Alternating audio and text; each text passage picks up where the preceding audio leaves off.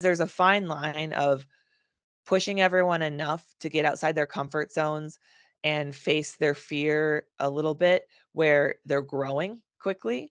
But if you push them too far, people will quit, people will shut down, and you kind of start to have diminishing returns.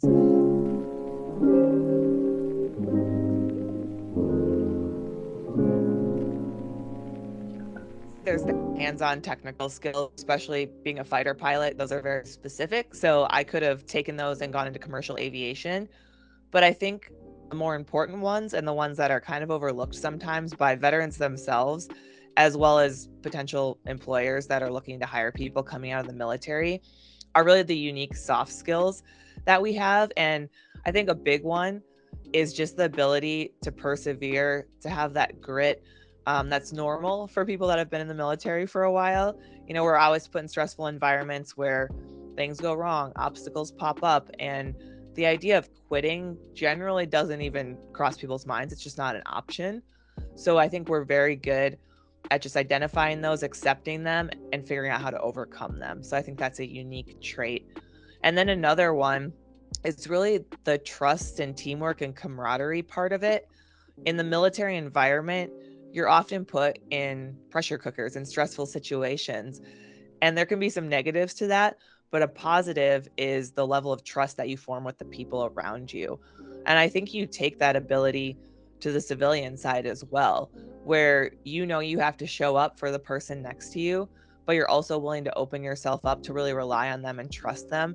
And so kind of just that acceptance and that expectance of that kind of culture of trust can be a huge asset outside the military as well. So I always think of it as a pyramid where the foundation is really your credibility in the role that you're in. So especially when you step into a new career field, as a woman, when it's mostly men, you will be under a microscope a little bit. I wish that wasn't the case, but I think it's generally true. People are looking to see how you do. And I think that first step is to get really good at your job, to put in the work to create that credibility. And that's kind of twofold. It creates credibility for the people that are looking at you and watching, but it also gives you the confidence to know that you belong there and know that you're good enough to be there. So once you kind of create that, I think some additional things that can really help out is finding your allies. There might be other women you can look up to, but it might be men as well, people that are willing to support you, that are willing to speak up on your behalf when you're not in the room. And finding those people is key. And one of the parts of doing that is being willing to be a little bit vulnerable. I know when I was young in my career field, I put up this barrier of perfection, right? I wanted to prove myself. I wanted to always have the answers. I didn't want to show weakness. And that came with, holding myself back some because I wasn't really learning from my mistakes because I wasn't taking risks to make those mistakes.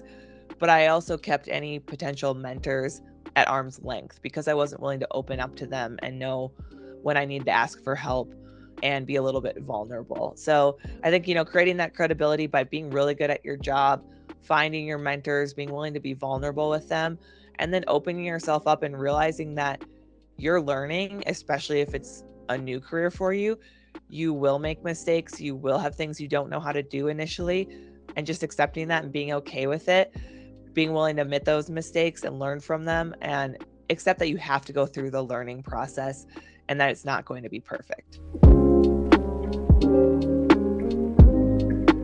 So the biggest challenge for me was actually my own self-doubt. Um, I was a pretty introverted and shy kid growing up, and I still was a thrill seeker and adventurous and driven. So that kind of led me to decide I wanted eventually to be a fighter pilot. And that drive took me all the way to making it there, which there's not a lot of fighter spots available coming out of Air Force pilot training. So it was definitely very competitive. I got there. I was really proud. My parents were really proud. I just kind of done well at everything. And then I got into the actual career field. It was much harder than I had ever imagined. And so all of a sudden, kind of running up against this wall where no matter how much work I put in, no matter how hard I studied, I still felt like I was just not very good at it. I had this moment where I suddenly did not think I belonged there. And so if you're familiar with imposter syndrome, I definitely had a serious case of that. Um, so that kind of led to me putting up this front that I had to prove myself, not wanting to show people that I didn't know things. When I distinctly remember when I would have questions, that I would just keep them inside and I wouldn't raise my hand to ask them because I didn't want everyone around me to realize how little I knew, because I felt so much like I had to prove myself because I didn't actually belong there. I was, sneaking under the radar, made it to this amazing elite position, and I didn't actually deserve it. And so I struggled with that for probably the first 3 years, my first assignment in a combat squadron, and overcoming it took some time. And the big thing that allowed me to overcome it, I moved to a new base, which was in Texas. So I'm, a little bit more experienced at this point. And I kind of reflected back on that first assignment, and I realized how many opportunities I had let pass me by, because when things would come up that, they were looking for volunteers to lead something or go do something, I would not raise my hand and volunteer because that came with a chance of failing, and also a chance of other people finding out that I didn't belong there. And so I would shy away from any of those opportunities. And so that physical move allowed me to reflect on that a little bit.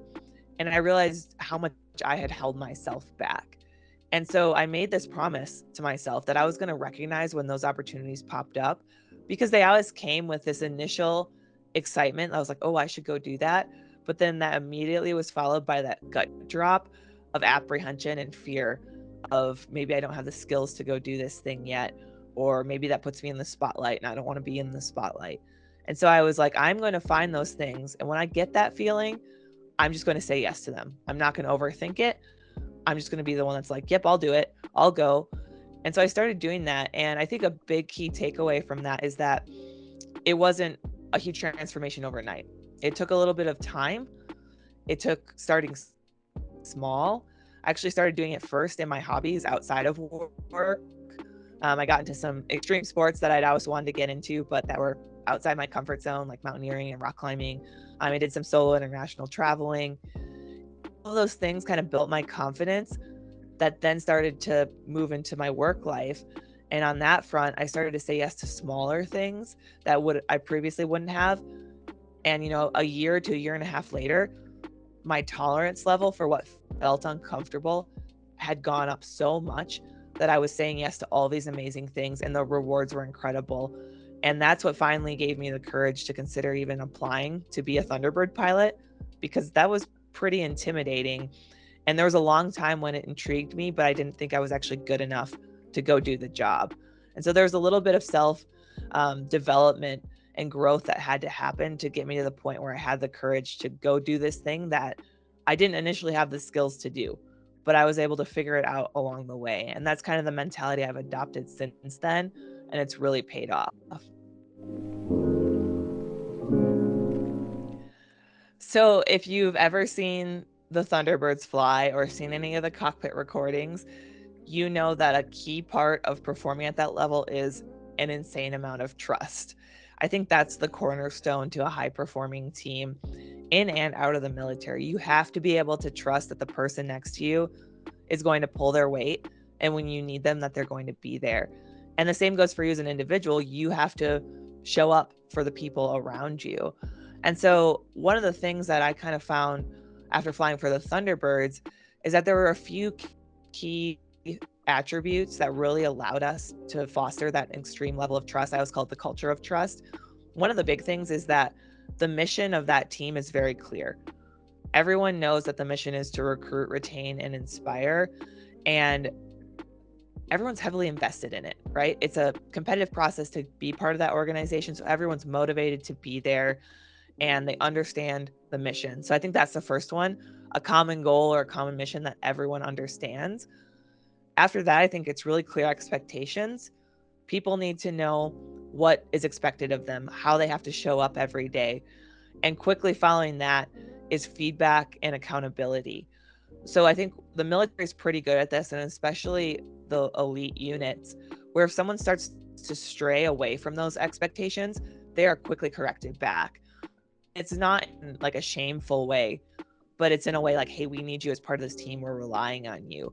And as long as you're willing to have those tough conversations right away and make a timely correction through feedback, it doesn't have to blow up into this big dramatic thing where the performance of the team suffers.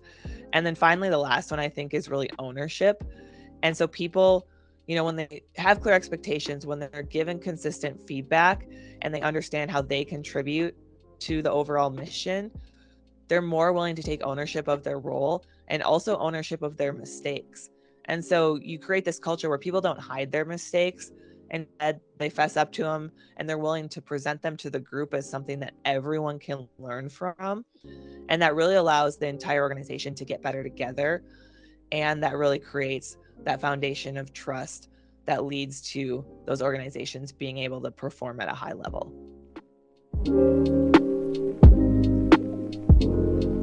So I like to think of mental toughness or grit like a muscle. So if you want to get stronger, you would go to the gym. You would start at a lighter weight, and over time and repetition, you would build up, and you'd look back 6 months later or a year later, and that weight you had started with that felt fairly difficult is now super easy. And so you can't go from being very comfortable and not having to work your mental toughness muscle at all to all of a sudden being put in a really extreme situation that's maxing you out. I think the way to do it is to gradually build that tolerance. And a part of that is knowing your people and knowing where their threshold is, because there's a fine line of pushing everyone enough to get outside their comfort zones and face their fear a little bit where they're growing quickly. But if you push them too far, people will quit, people will shut down, and you kind of start to have diminishing returns. So a big part of that is understanding where each person on your team is at and knowing when something pops up that's going to push that person, who the right person for the job is, and be like, okay, you are the perfect candidate to go do this thing because I know it's going to be uncomfortable for you. It's going to force growth, but I also know you can do it. And so I think over time, if you do that for everyone on your team, all of a sudden you've created this organization where the threshold for discomfort that used to be low has raised incrementally over time. And all of a sudden you look back, you don't even recognize the team you used to be. And others are looking up to your organization like, how do they consistently perform at that level? And, it's small steps repeated over and over, but you can actually get there pretty quickly.